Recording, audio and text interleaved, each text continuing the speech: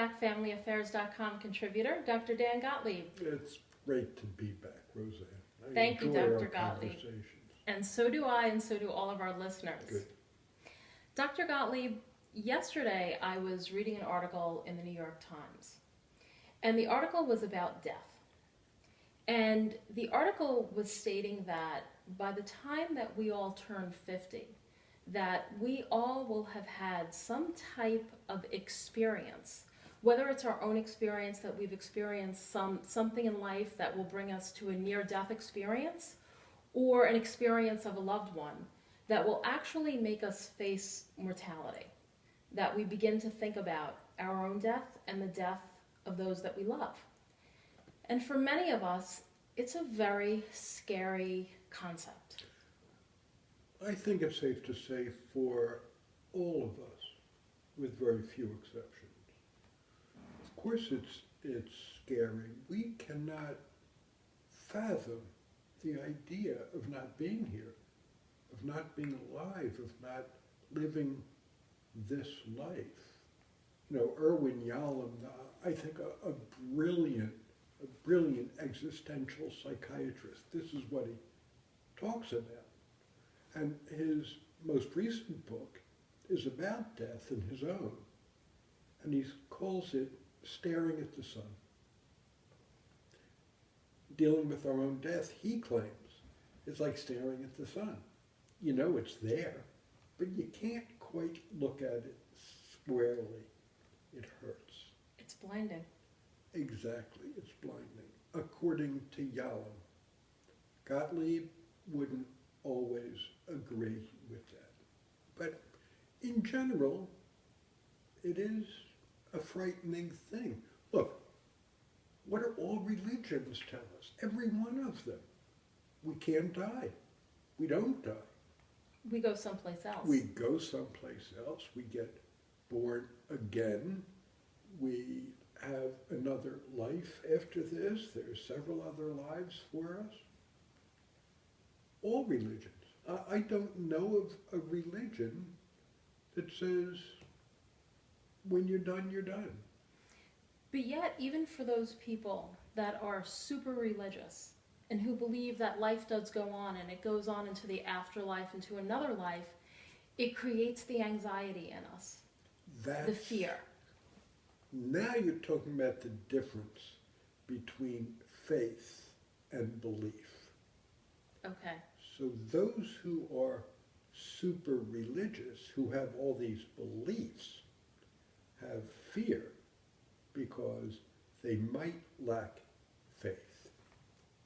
Faith is opening up and trusting and going to places that you don't understand, with a deep knowing that you will be okay somehow.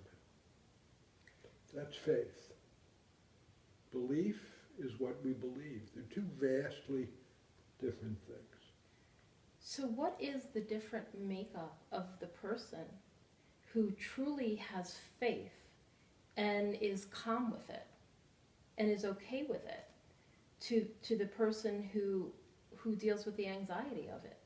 Because there are people, there are some and few people who are really okay with it. I'm okay if something happens tomorrow and I die, they will say. Mm-hmm. I'm not one of them, but some people will say it. I am. So I think you've had a bit of a different experience, though, in life. I've had practice. Yes. Dying. Yes. Do you think that is a result of your outlook on death and maybe why you don't have the fear that I carry? Mm-hmm. Yeah. John Kabat-Zinn, famous for bringing really Eastern meditation to this country, well known. He wrote in his doctoral dissertation at MIT, the cover page, said, if a man dies before he dies, then when he dies, he doesn't really die. And I'm alive to tell you that's true. That death, before we become acquainted with it, is terrifying. We first learn about death when we're children, about 4 or 5 years old. That's when a pet dies Mm-hmm. or a grandparent dies, and they realize that that could happen to their parents. And it's terrifying, because death at that age means complete abandonment. So death of a loved one means death to them also. It's terrifying. So of course that knowledge goes underground and has to stay underground. And we get reacquainted with it throughout our lives, because we don't have to be 50. By the time we're 40, by the time we're 35, most of us have experienced trauma.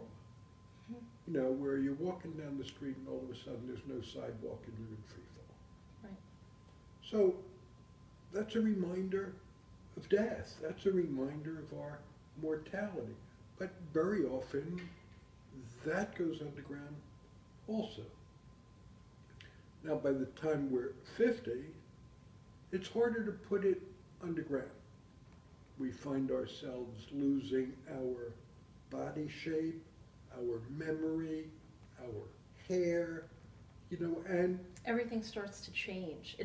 It's a noticeable and a visible change that we go through. and gravity begins to take over our entire bodies. Mm-hmm. And it's harder to deny it. Now, how do we face death? Do we face it with fear, or do we face it with open arms? Most of us face it with fear. But we don't even know what we're afraid of. No, it's the unknown. Yeah, yeah. I remember being so afraid of death when I was younger. And after experiencing it once, twice, by now maybe 5 times,